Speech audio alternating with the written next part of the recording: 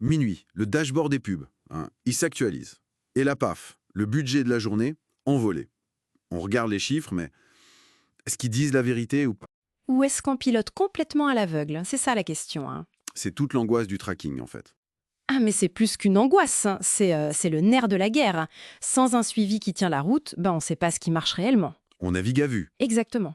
On risque de balancer l'argent par les fenêtres. Ou pire, hein, couper une campagne qui cartonne sans même le savoir. C'est dramatique pour beaucoup de comptes pubs. Bon alors, aujourd'hui, on ouvre le capot. On va regarder ensemble ces mécanismes.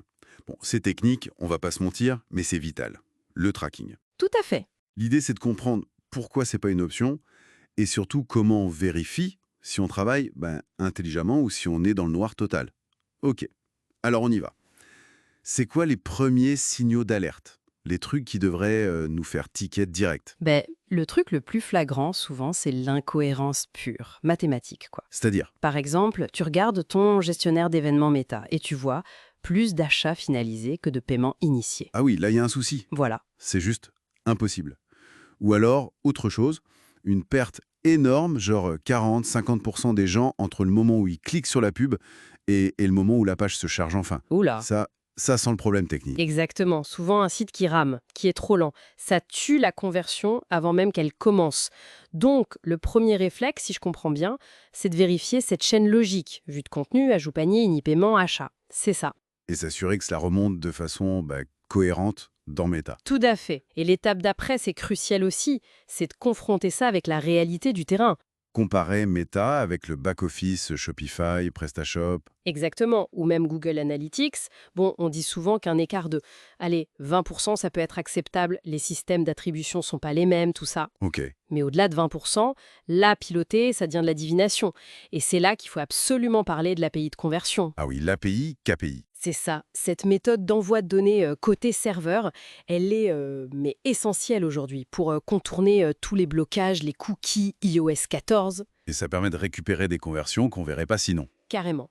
On parle de 15-20% de conversion attribuée en plus si c'est bien configuré. Ne pas l'avoir aujourd'hui, franchement, c'est se tirer une balle dans le pied. C'est une erreur fréquente. Et les UTM, ces petits bouts de code qu'on rajoute aux URL.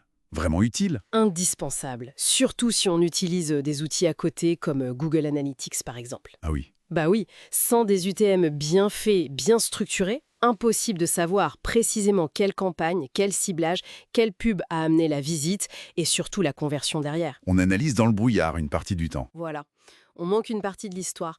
Et, petit détail souvent oublié pour ceux qui font du lead gen par téléphone, Oui. pensez à traquer les clics sur les numéros de téléphone. Via Google Tag Manager, c'est assez simple. Et ça change la donne pour mesurer vraiment l'impact des campagnes. D'accord.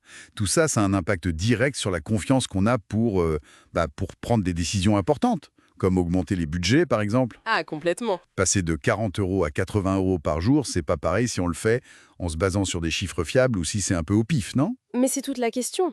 Le scaling, l'augmentation intelligente des budgets, ça repose entièrement là-dessus, sur l'identification de ce qui convertit vraiment. Pas juste ceux qui cliquent. Exactement. Un bon tracking, ça permet de bien faire la différence entre l'acquisition et le retargeting, bien sûr, mais surtout de calculer le vrai coût par acquisition, le CPA. Combien ça coûte d'avoir un vrai client, au final? C'est ça. Et pas juste le coût par lead, le CPL. Combien coûte un contact qui n'est peut-être pas qualifié du tout? Le piège classique, quoi. Totalement. Se focaliser sur un CPL super bas, mais sans vérifier si ces leads deviennent des clients un jour. C'est courir après du vent. Pour ça, il faut souvent une connexion avec un CRM ou au moins poser les bonnes questions dans les formulaires pour savoir d'où viennent les vrais clients. Sinon, on optimise pour rien, en fait. On optimise pour du lead pas cher mais inutile. Donc si on résume un peu tout ça, un tracking solide, c'est vraiment la fondation. C'est la base de tout. Vérifier la cohérence des événements, comparer les données méta et back-office, mettre en place l'API de conversion, utiliser les UTMs correctement, suivre les clics importants comme les appels. C'est pas juste de la technique pour faire joli.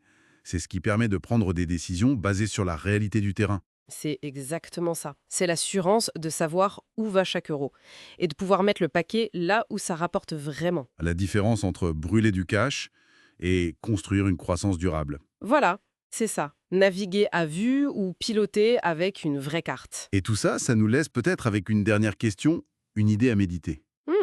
Et si la vraie performance, Le potentiel caché de vos campagnes Oui. ne se trouvait pas dans les chiffres que vous voyez tous les jours, Ah, mais justement dans ceux que votre tracking actuel vous empêche de voir.